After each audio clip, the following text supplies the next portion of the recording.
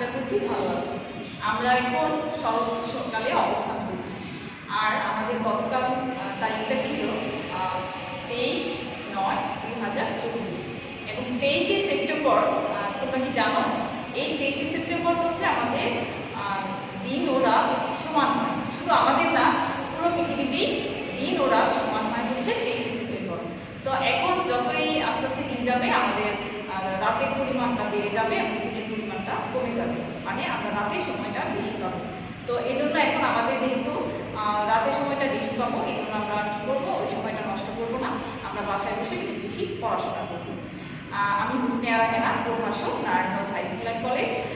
Narayanganj high school and college আয়োজিত online শ্রেণী কার্যক্রমে তোমাদের স্বাগত জানাচ্ছি। আমরা গত ক্লাসে শিখেছিলাম উৎপাদন ব্যবস্থাপনা ও বিপণন দ্বিতীয় পত্রের উপরে একটি আলোচনা। তোমাদের কি মনে আছে? যদি মনে না থাকে আমি তোমাদের মনে করিয়ে দিতে চাই। আমরা শিখেছিলাম বিপণীমালা কি, বিপণীমালার বৈশিষ্ট্য, বিপণীমালার সুবিধা এবং বিপণীমালার অসুবিধা। তো আজকেও তার ব্যতিক্রম নয়, আজকেও আমরা উৎপাদন ব্যবস্থাপনা ও বিপণন বিষয়ে দ্বিতীয় পত্রের উপর আলোচনা করব। তার আগে তোমাদের বলতে চাই, তোমরা হয়তো ইতিমধ্যে তোমাদের মোবাইলে মেসেজ পেয়ে গেছো। তোমাদের সামনে যেহেতু সিটি পরীক্ষা এবং আমাদের দ্বাদশ শ্রেণীতে ওঠার পর এটাই হচ্ছে আমাদের প্রথম পরীক্ষা। তো এই প্রথম পরীক্ষাটা আমাদের 40 মিনিটের উপর 40 মার্কের উপর হবে। তো আমার সাবজেক্টও তাই হবে, 40 মার্কের উপর হবে। আমি তোমাদের সেই নাম্বার ডিস্ট্রিবিউশন করে একটু দেখাচ্ছি যে আমাদের এই 40 মার্কটা কী কী প্রশ্ন মার্ক বন্টনটা থাকতে পারে, সেটা আমি তোমাদের একটু বলে তুলে দিচ্ছি। তোমরা একটু দেখে নাও। আমাদের প্রথম 1 নম্বর থাকবে হচ্ছে জ্ঞানমূলক প্রশ্ন।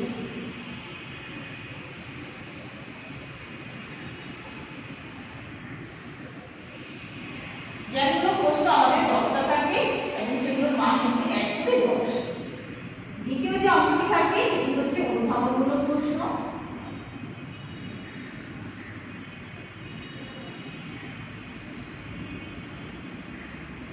সেখানে থাকবে 5টা এবং সেটাতে প্রত্যেকটাতে 2 করে, সেটার মান থাকবে 10। তৃতীয় চতুর্থ এই দুটো অংশ থাকবে সৃজনশীল প্রশ্ন।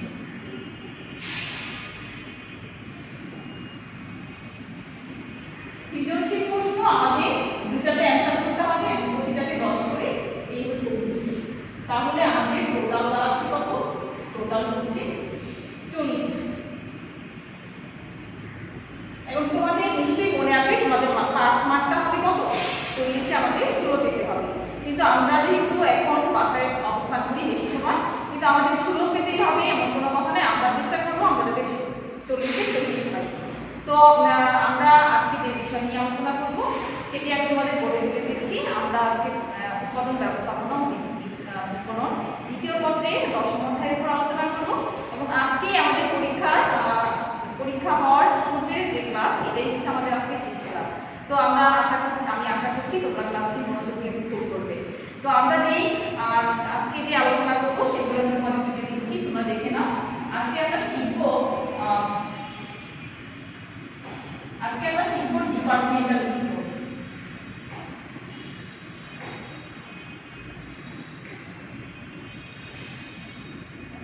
ডিপার্টমেন্টাল স্টোর কি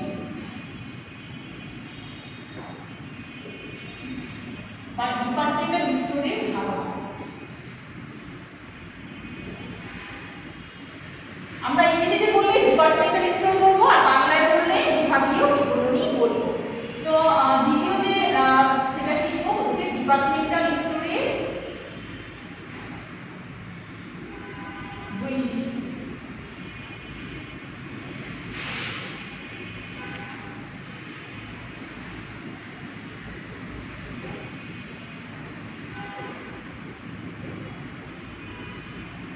তৃতীয় যে অংশটি শিখবো সেটি হচ্ছে ডিপার্টমেন্টাল স্টোরের সুবিধা।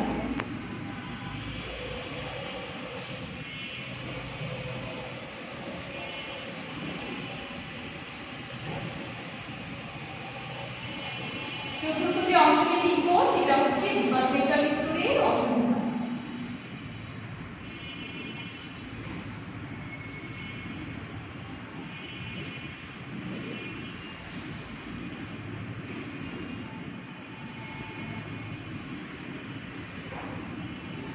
আমরা বিপণীমালা কি এবং বিপণীমালার বৈশিষ্ট্য এবং বিপণীমালার সুবিধা এবং বিপণীমালার অসুবিধা।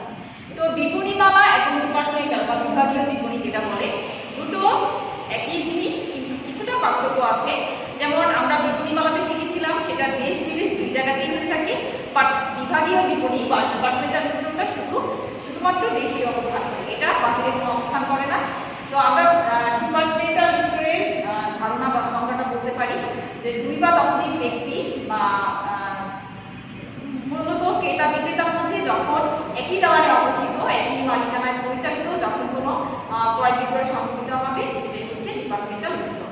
আমি তোমাদেরকে বিশদভাবে বলতে চাই, যখন একটা দালানে বিভিন্ন বিভাগের মাধ্যমে যখন কোনো ব্যবসায় কার্যক্রম পরিচালনা করা হবে, ক্রয় বিক্রয় সংঘটিত হবে, সেটাই হচ্ছে বিভাগীয় বিপণী। তো আমরা জেনে নিলাম বিভাগীয় বিপণী। এখন আমি যদি তোমাদের উদাহরণ বলতে চাই, বিভাগীয় বিপণীর একটা উদাহরণ আমরা বলতে গেলে বলতে পারি যে যেমন বাংলাদেশে অবস্থিত, সেটা হচ্ছে কি ঢাকা নিউ মার্কেট।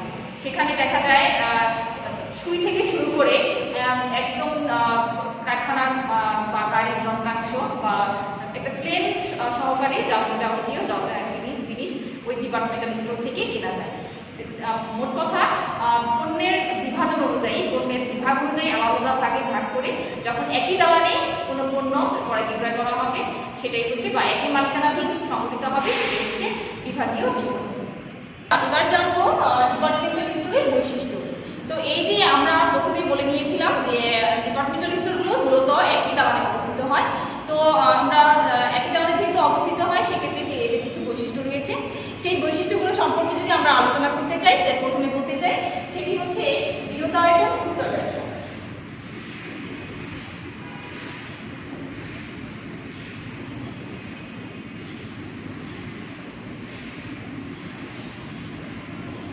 এটি মূলত একটি বৃহদায়তন ব্যবসা, কারণ এখানে যাবতীয় পণ্য সামগ্রী এখান থেকে পাওয়া যায়। তো ক্রেতা যখন তার কোনো পণ্য ক্রয় করতে যাবে, তো সে এখান থেকেই সে সকল ধরনের পণ্য ক্রয় করতে পারবে, এবং সে যদি চায় সে তার ভোগের উদ্দেশ্যে বা পণ্য ভোগের উদ্দেশ্যে যখন ক্রয় করবে, সে খুচরাও এখান থেকে ক্রয় করতে পারবে। তো সেক্ষেত্রে আমরা বলতে পারি ডিপার্টমেন্টাল স্টোরটা মূলত বৃহদায়তন খুচরা ব্যবসা। একই ব্যবস্থাপনায় পরিচালিত।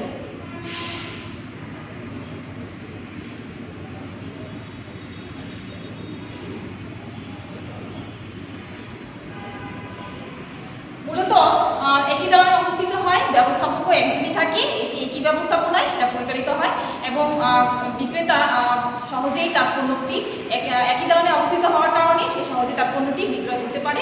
কিন্তু দেখা যায় পণ্যগুলো বিভিন্ন বিভাগ অনুযায়ী আলাদা করা হয়, যাতে ক্রেতা সহজেই তার পণ্যটি সহজে পেয়ে থাকে এবং সে সহজে ক্রয় করতে পারে।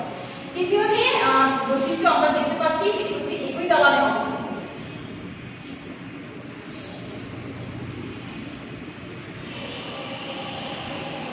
মূলত ডিপার্টমেন্টাল স্টোরটি একই দালানে অবস্থিত হয়। অনেক সময় দেখা যায় এটি 5 তলা, 7 তলা বা 10 তলা একই বিল্ডিংয়ে থাকে, যার কারণে দেখা যায় অন্য বিল্ডিং বা অন্য দালান যদি বিক্রেতা নিতে চায়, সেক্ষেত্রে তাকে আলাদা খরচ করতে হবে।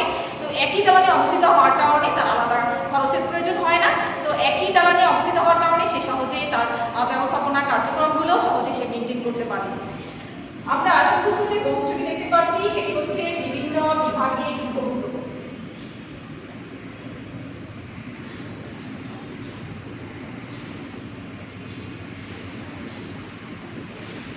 মূলত যদিও একই দালানে অবস্থিত হয় ডিপার্টমেন্টাল স্টোরগুলি, কিন্তু সেটা বিভিন্ন বিভাগ থাকে। পণ্যগুলো বিভিন্ন বিভাগ অনুযায়ী আলাদাভাবে ভাগ করা হয় এবং সেখানে তার পণ্যগুলো সাজিয়ে রাখে, এবং ক্রেতা সে সেখান থেকে সহজেই তার পণ্যগুলো সেখান থেকে সে সংগ্রহ করতে পারবে। আমরা ডিপার্টমেন্টাল স্টোরের পঞ্চম যে বৈশিষ্ট্যগুলো দেখতে পাচ্ছি, সেটা হচ্ছে সমন্বিত কার্যক্রম।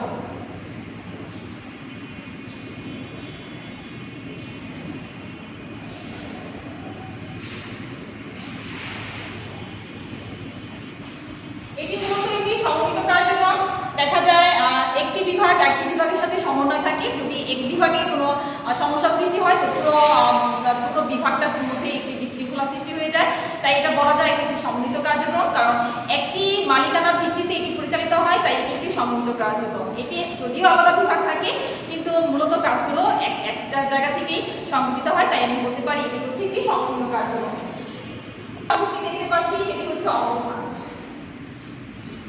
ডিপার্টমেন্টাল স্টোরটি মূলত বড় বড় শহরে যেখানে খোলামেলা একটা পরিবেশ এবং বহুতল বিশিষ্ট ভবন থাকে সেখানে সেই জায়গাতে স্থাপন করা হয়, তাই আমি বলতে পারি ডিপার্টমেন্টাল স্টোরটি অবস্থিত হয় বড় বড় শহরগুলিতে যেখানে নাকি লোকজনের সমাগম থাকে এবং বড় বড় দালান থাকে, সেখানে সেটা অবস্থিত হয়। সপ্তম যে বৈশিষ্ট্য সেটি হচ্ছে সাজসজ্জা। মূলত যেহেতু একটি বৃহদায়তন ব্যবসা এবং এখানে ক্রেতাদেরকে আকৃষ্ট করা হয়, সেক্ষেত্রে এখানে সাজসজ্জারও সুব্যবস্থা থাকে।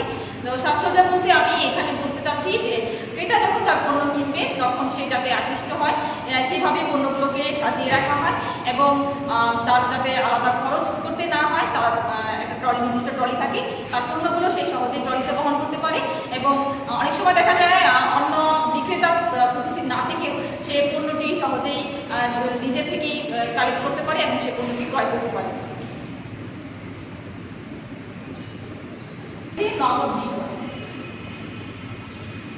মূলত ডিপার্টমেন্টাল স্টোরগুলোতে নগদ বিক্রয় করা হয়। এখানে ডেবিট কার্ড, ক্রেডিট কার্ড এর মাধ্যমে পে করা যায় না বা বাকি কিন্তু প্রশ্নই আসে না, সেখানে বাকিও কোনো নেওয়ার সুযোগ নেই। সেখানে নগদে বিক্রয় করা হয়, বিক্রেতা নগদের মাধ্যমে তার পণ্যগুলো সহজেই বিক্রয় করে থাকে।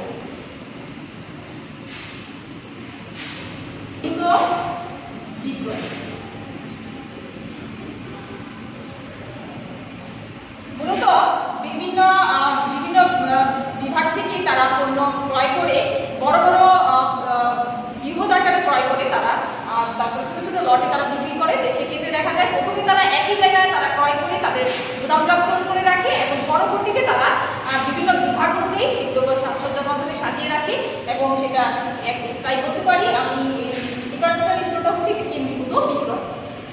10 নম্বর বৈশিষ্ট্য হচ্ছে সরকারি নীতি অনুসরণ।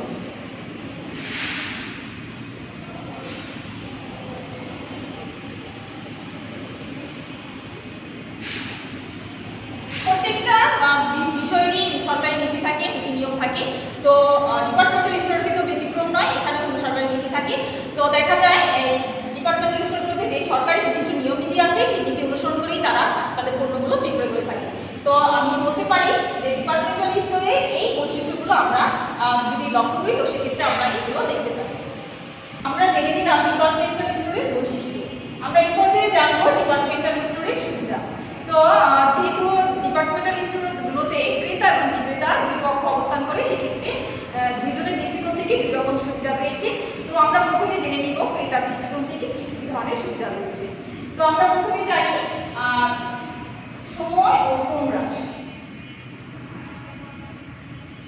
সময় ও শ্রম হ্রাস দেখা যায় ডিপার্টমেন্টাল স্টোরগুলোতে সুই থেকে শুরু করে সংসারের যাবতীয় প্রয়োজনীয় দ্রব্যাদি বা নিত্য প্রয়োজনীয় দ্রব্যাদি, চাল ডাল মাছ মাংস যা এভরিথিং সব সেখান থেকেই পাওয়া যায়। তো সেক্ষেত্রে ক্রেতাকে অন্য কোনো স্টোরে যেতে হয় না, যার কারণে তার সময় এবং শ্রম দুটি সাশ্রয় হয়। তো সেক্ষেত্রে বলতে পারি ক্রেতা সহজেই একই জায়গা থেকে তার নিত্য প্রয়োজনীয় দ্রব্যাদি সে সংগ্রহ করতে পারে। দ্বিতীয় যে অংশটি দেখতে পাচ্ছি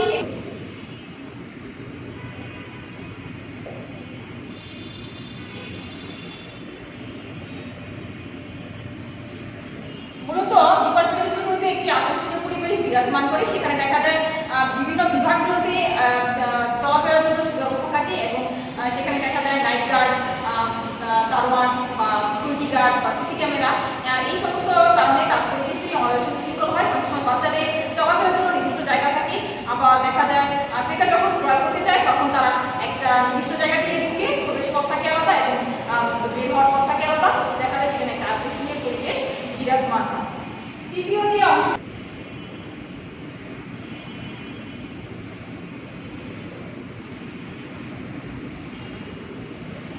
যখন কোনো ক্রেতা অধিক পরিমাণে ক্রয় করতে চাইবে তখন সে ডিপার্টমেন্টাল স্টোর থেকে ইজিলি সে অধিক পরিমাণ ক্রয় করতে পারবে। সেক্ষেত্রে তো তার কোনো আলাদা কোনো খরচের গ্রহণ করতে হবে না। বা দেখা যায় অনেক সময় অধিক ক্রয় করলে সে কিছুটা বার্তাও পেয়ে থাকি। তো দেখা যায় এই ধরনের সুবিধা সে পেয়ে থাকি। তো আমি বলতে পারি এটা এই ধরনের অধিক্রয় তার সুবিধা এখানে বিদ্যমান রয়েছে। সুবিধা আসলে দেখতে পাচ্ছি উন্নত মানের পণ্য।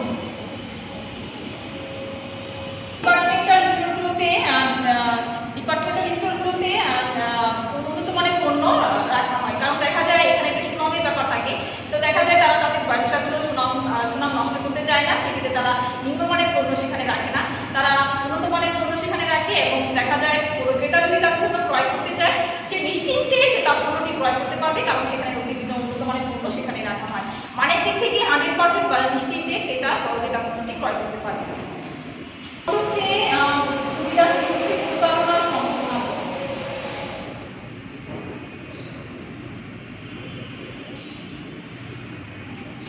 দেখা যায় ক্রেতারা প্রতারণার সম্ভাবনা কম থাকে, কারণ দেখা যায় সেখানে পণ্যগুলো নির্দিষ্ট মানের এবং নির্দিষ্ট নির্ধারিত দামের পণ্য থাকে।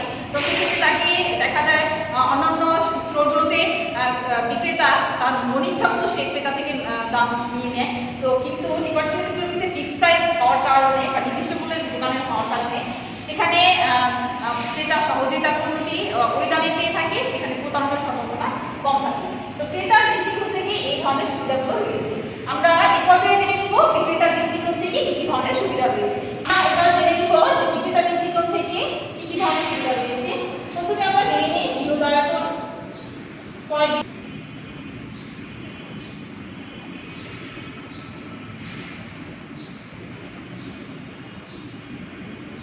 ডিপার্টমেন্টাল স্টোরগুলিতে বিভিন্ন রকমের পণ্য রাখা হয়। তো সেখানে দেখা যায় ক্রেতারা তাদের পণ্যগুলো ক্রয় করতে পারে এবং বিক্রেতাও তার পণ্যগুলো ছোট আকারে হোক বড় আকারে হোক সে বৃহদায়তন তার ব্যবসা প্রতিষ্ঠান সেখানে তার ক্রয় বিক্রয় বিভিন্ন সুবিধা সে পেয়ে থাকে।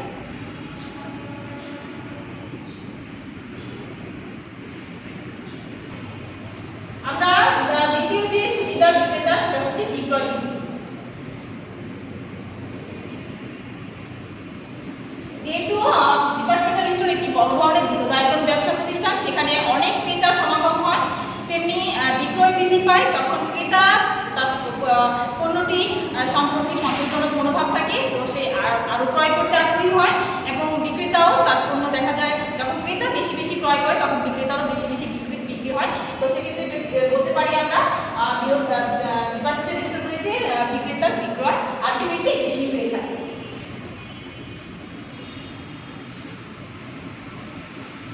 ব্যয় সংকোচন। দেখা যায় ব্যয় সংকোচন বলতে এখানে বোঝাচ্ছে যে যেহেতু ডিপার্টমেন্টাল স্টোরগুলি একই দালানে অবস্থিত হয়, তো সেখানে দেখা যায় ব্যবস্থাপকের আলাদা কোনো বিল্ডিং বা আলাদা কোনো দালানের প্রয়োজন হয় না। যদি সে তার আলাদা আলাদা দালানের প্রয়োজন হতো সেখানে ব্যয়ের পরিমাণটা বেড়ে যেত। যেহেতু এটা একই দালানে অবস্থিত হয় এবং বিভিন্ন বিভাগ অনুযায়ী তার বিক্রয় সংঘটিত হয়, তো সেক্ষেত্রে এখানে ব্যয়ের পরিমাণটা কম হয়ে থাকে। তো সেক্ষেত্রে বলতে পারি ডিপার্টমেন্টাল স্টোরগুলিতে ব্যয় সংকোচন লক্ষ্য করা যায়।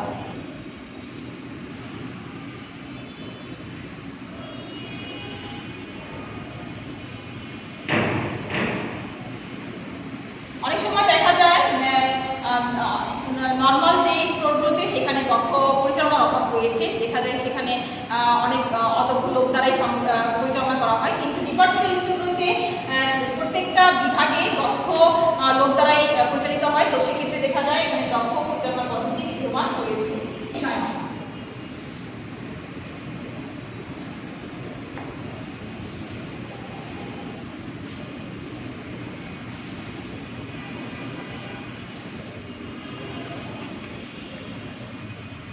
দেখা যায় ডিপার্টমেন্টাল স্টোরগুলোতে সেখানে বিক্রয় কর্মী না থাকলেও চলে, কারণ সেখানে বিভিন্ন বিভাগে পণ্যগুলো রাখা হয় এবং ক্রেতা তার গায়ে মূল্য লেখা থাকে এবং ক্রেতা সহজে তার পণ্যটি নিয়ে একটা নির্দিষ্ট জায়গায় গিয়ে তার দামটা সে পে করতে পারে। তো সেক্ষেত্রে এখানে কর্মীর কোনো প্রয়োজন হয় না, তো বিক্রয় কর্মীর কোনো প্রয়োজন হয় না। তো সেখানে দেখা যায় বিক্রয় কর্মী ছাড়াই তার পণ্যগুলো সহজে সে বিক্রি করতে পারে।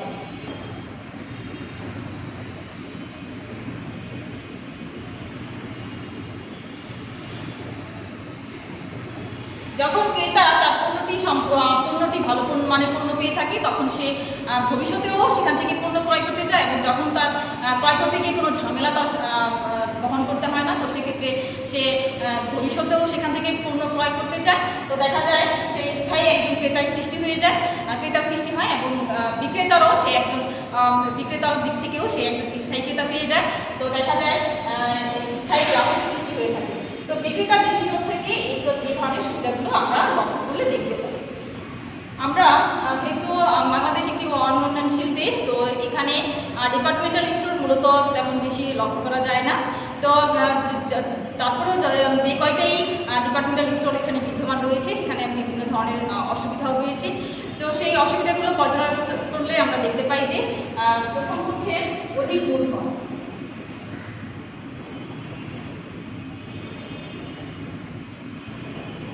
যেহেতু এটি একটি বৃহদায়তন ব্যবসা, তো সেক্ষেত্রে এখানে যদি আমরা ডিপার্টমেন্টাল স্টোর ব্যবসা পরিচালনা করতে চাই, সেক্ষেত্রে আমাদের অধিক মূলধনের প্রয়োজন হয়, কারণ সেখানে দেখা যায় বিভিন্ন ধরনের পণ্য থাকে, তো দেখা যায় এই পণ্যগুলো পরিচালনা করতে বা উৎপাদন করতে গিয়ে বা ক্রয় করতে গিয়ে বিভিন্ন খরচ হয়ে থাকে, তো সেক্ষেত্রে এখানে এটি একটি বৃহদায়তন ব্যবসা প্রতিষ্ঠান বা অধিক মূলধন আমার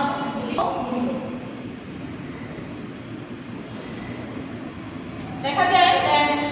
একই দামে অবস্থিত হওয়ার কারণে দেখা যায় কর্মীর বেতন এবং দোকান ভাড়া সব মিলিয়ে একটি খরচের বা ভালমানের পণ্য, তো সব মিলিয়ে দেখা যায় এখানে খরচ আলটিমেটলি বেড়ে যায়, তো সেক্ষেত্রে এখানে পণ্যের মূল্য নর্মালের চাইতে একটু অধিক মূল্য হয়ে থাকে। তৃতীয় যে অসুবিধা সেটি হচ্ছে প্রত্যক্ষ সম্পর্কের অভাব।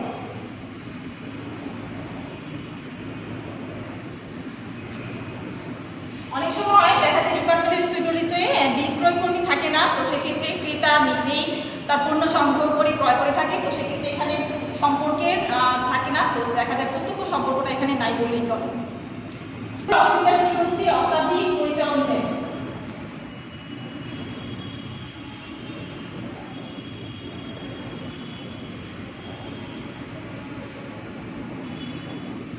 দেখা যায় পণ্য যেমন মূল্যটা বেশি হয়, তেমনি পরিচালন ব্যয়টাও বেশি হয়ে যায়, কারণ দেখা যায় সব মিলিয়ে পণ্যের মূল্য বেড়ে যায়, তো দেখা যায় যে পণ্যর যে পরিচালন ব্যয় কস্ট যেটা সেটা বেড়ে যায়, কারণ নির্বাহী ব্যবস্থাপক শ্রমিক সব মিলিয়ে দেখা যায় পরিচালন ব্যয়টা বেশি হয়ে থাকে। পঞ্চম যে অসুবিধা সেটি হচ্ছে প্রশাসনিক জটিলতা।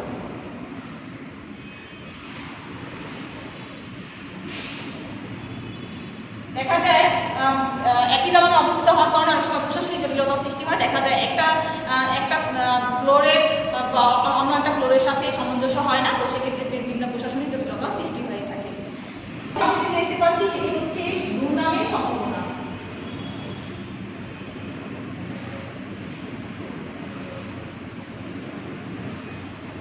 ষষ্ঠ যে অংশটি দেখতে পাচ্ছি সেটি হচ্ছে দুর্নামের সম্ভাবনা। দেখা যায় একটা বিভাগে যদি কোনো একটি দুর্নাম হয়ে থাকে, তো দেখা যায় পুরো বিভাগটার মধ্যেই সেটা দুর্নাম হয়ে যায়, তো সেক্ষেত্রে দেখা যায় একটা বিভাগের কারণে পুরো বিভাগেই বা পুরো ডিপার্টমেন্টাল স্টোরে একটি বদনামের সম্ভাবনা হয়ে থাকে, তো সেক্ষেত্রে দেখা যায় এই দুর্নাম বিষয়টি এড়িয়ে চলেই সেভাবে তাদের মেনটেন করতে হয়। সপ্তম যে সমস্যা সেটি দেখতে পাচ্ছি অত্যাধিক।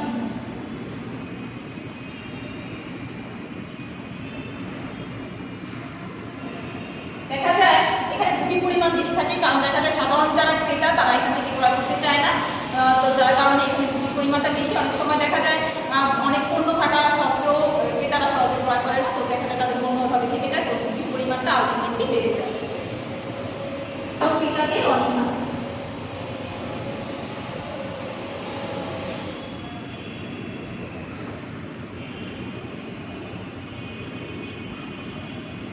দেখা যায় মূলত গ্রাম অঞ্চলে বা শহরের একটু বাইরে যারা অবস্থিত তারা সহজে ডিপার্টমেন্টাল স্টোরে ক্রয় করতে চায় না, তারা নিজেরা যায় 10টা দোকান যাচাই বাছাই করে তারা ক্রয় করতে চায়, তো তারা দেখা যায় অনেক সময় তাদের এই ডিপার্টমেন্টাল স্টোর থেকে তারা পণ্য ক্রয় করতে চায় না, তাদের অনীহা প্রকাশ করে, তো দেখা যায় এই অনীহার কারণে তারা অনেক সময় তারা সেখানে ডিপার্টমেন্টাল স্টোরগুলো অনেক সময় সেভাবে সচল থাকতে পারে না। তো আমরা দেখে নিলাম যে ডিপার্টমেন্টাল স্টোরের এই ধরনের সমস্যাগুলো রয়েছে বা অসুবিধা রয়েছে। এই অসুবিধা দূর করতে পারলে হয়তো বা ডিপার্টমেন্টাল স্টোরগুলো উন্নত আকার ধারণ করতে পারবে, এবং আমরাও হয়তো এক সময় আমরাও ডিপার্টমেন্টাল স্টোরগুলোতে আমাদের নিত্য প্রয়োজনীয় দ্রব্যাদি আমরা সেখান থেকে